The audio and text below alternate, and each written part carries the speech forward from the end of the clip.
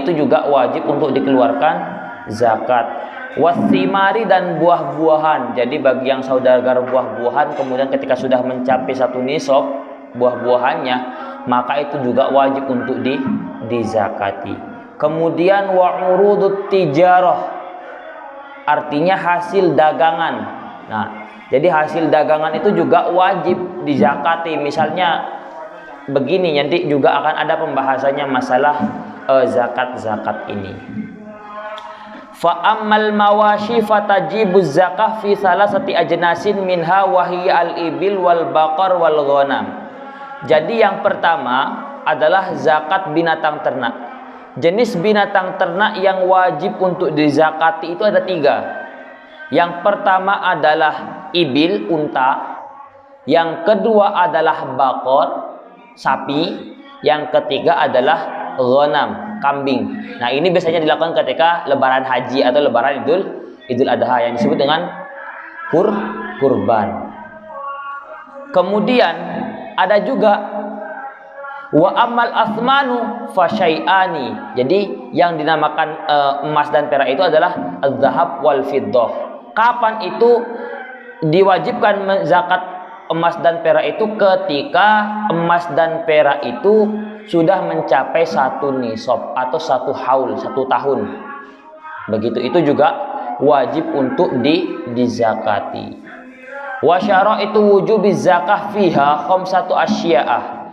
Jadi syarat kewajiban zakat itu ada 5. Yang pertama adalah al-Islam, yang pertama Islam, wal hurriyatu dan merdeka, wal milkut tami dan kepemilikan yang sempurna. Artinya kepemilikan yang sempurna ini memang sepenuhnya barang itu atau hewan itu milik dirinya sendiri. Bukan dia itu dititipi untuk digembala. Atau misalnya emas itu bukan jadi barang titipan tapi itu milik sendiri. Itu namanya milkut tam. Wan nisabu wal haulu, wan nisabu dan mencapai 1 nisab. Nanti itu ada ukurannya sendiri. Kalau emas itu 1 nisab itu ukurannya berapa. Kemudian wal haulu dan mencapai 1 haul. 1 haul itu 1 tahun. Jadi kalau emas itu sudah 1 tahun, maka itu sudah wajib dizakati. Akan tetapi yang menjadi fokus pembahasan kita saat ini adalah tentang zakat fitrah. Karena sebentar lagi kita akan melaksanakan yang namanya zakat fitrah. Wa tudfa'uz zakatu ilal asnafi as-samaniyati alladzi dzakarahumullahu ta'ala fi kitabihil ajiz fi qaulihi ta'ala innamas shadaqatu lil fuqara'i wal masakini wal 'amilina 'alaiha wal mu'allafati qulubuhum wa fir riqabi wal gharimina wa fis sabilillahi wa ibnis sabil. Artinya bahwa zakat itu wajib diberikan kepada 8 golongan. Sebagaimana yang ada pada Al-Quran surah At-Taubah ayat 60 dikatakan bahwa innamas shadaqatu lil fuqara'i wal masakini wal 'amilina 'alaiha wal mu'allafati qulubuhum wa fir riqabi wal gharimina wa fi sabilillahi wa ibnis sabili. Jadi yang pertama yang perlu diberikan zakat itulah yang pertama adalah lil fuqara, orang-orang fakir. Wal masakini dan orang-orang miskin. Kemudian wal amilina 'alaiha dan orang-orang amil, orang yang pendistribusi zakat itu. Misalnya di sini ada amilnya. Nah, si amil itu juga berhak dia itu mendapat yang namanya zakat fitrah. Wal mu'allafati qulubuhum, orang yang mu'allafati qulubuhum, orang yang lemah jiwanya, artinya orang yang baru mengenal yang namanya Islam, orang yang baru masuk Islam itu mu'allafati qulubihim. Kenapa dikatakan mu'allafati qulubihim? Karena dia itu keimanannya itu masih lemah. Artinya baru dia itu mengenal yang namanya Islam, baru masuk Islam, artinya itu berhak untuk mendapat yang namanya zakat. Kemudian wafir riqabi dan riqab. Nah, riqab ini biasanya orang-orang yang sedang melakukan perjalanan. Wal gharimina dan orang-orang yang hutangnya menumpuk. Jadi kenapa? Jadi hutangnya banyak. Jadi hartanya itu dapat sekarang dibuat bayar hutang. terus dapat besok bayar hutang. Artinya tidak ada yang disisihkan untuk dia itu makan kesehari-harinya. Itu.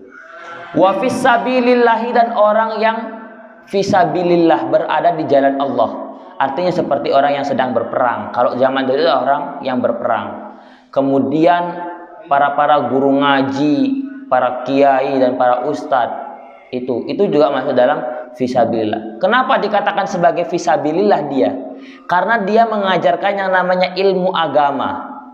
Jadi ilmu agama itu hukumnya wajib kan? Jadi kita itu menuntut ilmu agama itu hukumnya wajib.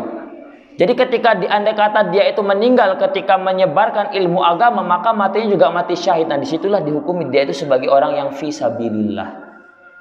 Wabnis sabili, dan ibnu sabil. Ibnu sabil ini orang musafir yang sedang melakukan perjalanan. Itu juga harus diberikan. Nah, tapi juga ibnu sabil ini juga nanti ada kriterianya. Itu. Nah, dengan demikian makanya masih terjadi perdebatan di kalangan ulama masalah mengenai zakat fitrah ini.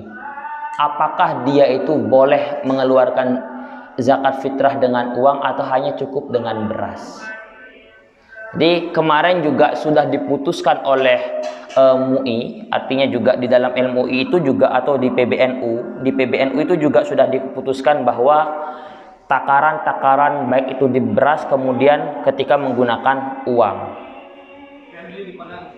Nah, jadi saya bacakan, jadi boleh nggak sebenarnya zakat itu menggunakan uang? Jadi ini masih berbeda ulama. Artinya kalau di kalangan madhab Syafi'i, secara mayoritas di madhab Syafi'i itu tidak boleh menggunakan uang, artinya harus menggunakan beras. Itu dalam madhab Syafi'i. Kemudian, jadi untuk takarannya dulu, jadi untuk takaran beras yang dikeluarkan itu 2,7 kg atau 2,5 kg. Kalau diuangkan itu menjadi 25.000 atau 27.000. Itu ukuran yang beras. Nah, sekarang bagaimana dengan uang? Bagaimana dengan uang? Artinya berzakat dengan uang. Nah, di sini ada yang mengatakan bahwa berzakat dengan uang itu hukumnya boleh, tapi itu harus melebihi dari ukuran harga beras.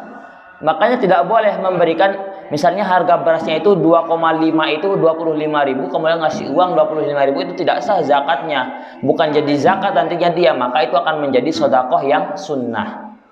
Artinya kenapa? Artinya kita itu harus memberikan zakat uang itu, nominal uang itu melebihi dari harga beras. Itu menurut versi dari madhab Hanafi. Karena yang membolehkan zakat dengan uang itu hanya madhab Hanafi. Madhab Maliki, madhab Syafi'i itu tidak membolehkan zakat dengan uang. Meskipun ada sebagian dari madhab Maliki itu memperbolehkan zakat dengan uang. Jadi itu. Kemudian di dalam keputusan Majelis Ulama Indonesia bahwa ukuran beras yang dibuat untuk zakat itu adalah 3 kilo. Itu pas 3 kilo itu kalau versi dari MUI. Kalau versi dari PBNU sendiri itu 2,7 atau 2,5 kilogram. Nah, untuk masalah uang, kalau bagaimana misalnya dia itu berzakat 50.000 untuk 2 orang, tidak sah itu.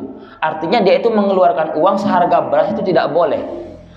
Karena versi mazhab Hanafi ketika kita itu berzakat menggunakan uang itu harus melebihi dari harga beras itu. Kemudian banyak sekali problem-problem yang terjadi di masyarakat mengenai masalah zakat fitrah. Kemudian salah satunya adalah bagaimana hukum kita itu, misalnya sudah rata kebagian kan, jadi beras itu sudah rata dibagikan, kemudian ada sisa. Nah, ini mau digimanakan? Jadi pendistribusian sisa dari zakat fitrah itu digimanakan? Bagaimana kita itu misalnya dijual? Bagaimana hukumnya? Ditafsil. Kalau memang itu untuk kemaslahatan misalnya masjid atau musalla, itu boleh menjualnya. Tapi kalau itu untuk kemaslahatan pribadi tidak boleh. Artinya karena kan kemaslahatannya itu kembali kepada kemaslahatan yang umum. Begitu. Makanya apakah misalnya kan yang penting terpenuhi dulu pembagian zakat fitrahnya 8 asnaf itu. Jadi lil fuqara wal masakin wal amilin wal muallafati qulubihim wa fir riqabi wal gharimina wa fi sabilillahi wa ibnis sabil, itu harus dipenuhi. Nah, dengan demikian ketika sudah dipenuhi, maka kita boleh misalnya mau dibuatkan sebagai konsep zakat produktif begitu. Artinya kita hasil dari zakat itu misalnya kita jual, kemudian kita buatkan simpan pinjam atau modal usaha misalnya kepada orang yang membutuhkan, itu boleh. Itu namanya zakat produktif. Artinya kita tidak hanya memberikan beras kepada dia, tapi membutuhkan misalnya bagi mereka yang membutuhkan modal, maka kita kasihkan untuk membuat modal usaha. Agar kenapa? Karena fungsi dari zakat itu tidak hanya sebagai fungsi taqarrub ilallah. Artinya ada dimensi fungsi nilai-nilai kemanusiaan di dalam zakat itu sendiri. Artinya kan begini, fungsi dari zakat itu kan untuk membuat orang-orang fakir miskin itu menjadi bahagia. Makanya disinilah alasan Imam Abu Hanifah kenapa membolehkan zakat itu dengan uang, agar dia itu tidak hanya beras saja. Jadi kalau hanya dikasih beras, lauknya mau gunakan apa, buat pakai apa dia mau beri lauknya. Nah itu kan, makanya di samping kita tuh memberikan beras, jadi ada juga yang memberikan uang kepada asnaf-asnaf ini. Mungkin dari sini ada yang mau bertanya dulu masalah zakat fitrah? Yeah. Nah, terima kasih Ustaz. Yang kami sudah biasakan seperti yang saya lakukan. Nggak apa-apa. Besok saya ke Denpasar Pak, nanti saya jawab kok. Nggak apa-apa. Sambil ngobrol aja. Seperti yang saya lakukan kan, kalau satu kakak kan saya mintain satu. Oke. Atau dua, maks.